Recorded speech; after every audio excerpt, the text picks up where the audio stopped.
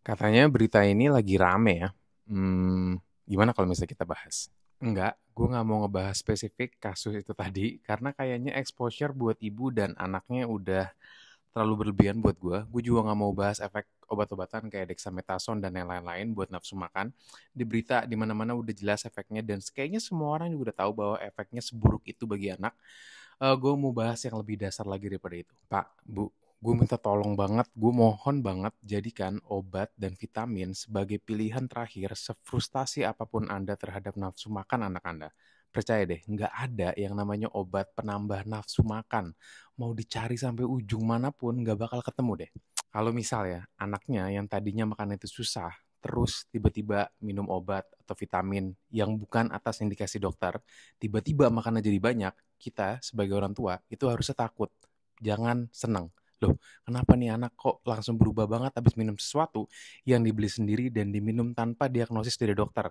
Karena pasti kan ada yang salah. Antara anaknya yang ternyata ada sesuatu yang pasti tidak terdeteksi dengan baik, atau obatnya dikasih sesuatu yang buruk bagi kesehatan anak. Obat dan vitamin itu ada dosisnya. Harus diminum berapa banyak, diminum berapa lama. Apa nggak kasihan sih ngasihin sesuatu ke anaknya dengan dosis nanya teman atau sekedar baca di komen sosial media? Itu obat kan pasti ada risiko efek samping kalau nggak diberikan sesuai sama indikasi. Itu badan anaknya bisa rusak loh karena efek samping obat. Itu yang di dalam badan anaknya, itu tuh organ beneran, bukan organ tunggal kawinan. Tahu nggak, bayi yang rewel karena kolik itu bisa menyebabkan baby blues pada ibu. Bahkan kayaknya ini adalah salah satu alasan yang paling umum deh. Coba tulis di kolom komentar siapa yang pernah ngalamin baby blues syndrome.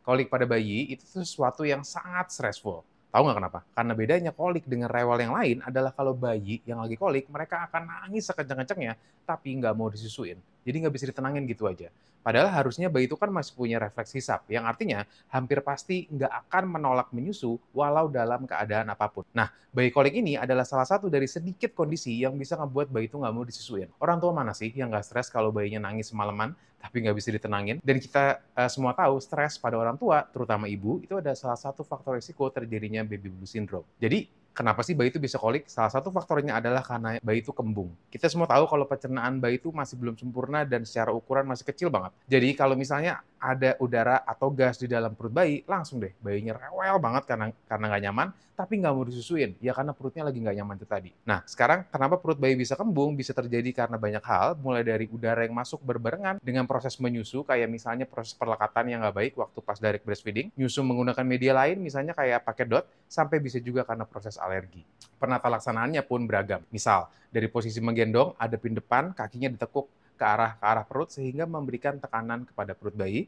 Terus tummy time bisa juga menggunakan produk yang bersifat menghangatkan pada bagian perut bayi.